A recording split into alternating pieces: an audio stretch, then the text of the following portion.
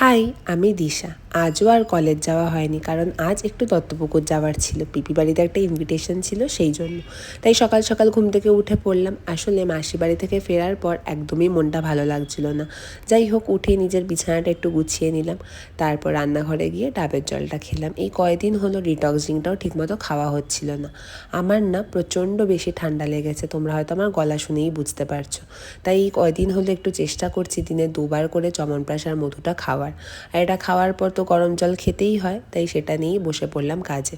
কলেজে একটা প্রেজেন্টেশন ছিল, তাই সেটাই প্রিপেয়ার করছি। আজকের ব্রেকফাস্টে আমি খাচ্ছি অ্যাভোকাডো টোস্ট। অনেকদিন ধরে খুব ইচ্ছে ছিল যে এই রেসিপিটা একবার ট্রাই করবো, তো আজকে সেটাই বানিয়ে নিয়েছি, যেটার রেসিপিটা তোমরা নেক্সট ব্লগে দেখতে পারবে। আর দেখো, প্লেটটা ঠিক এরকম দেখতে লাগছিল।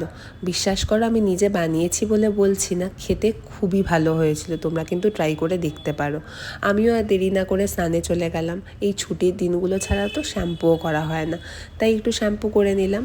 আর স্নান করে এসে হালকা স্কিন কেয়ারটা সেরে নিয়েই এই কুর্তিটা পরে রেডি হয়ে গেলাম পিপি বাড়িতে যাওয়ার জন্য। তারপর অটোতে করে বাইরের দৃশ্য উপভোগ করতে করতে পৌঁছে গেলাম। That is it for today. Tata.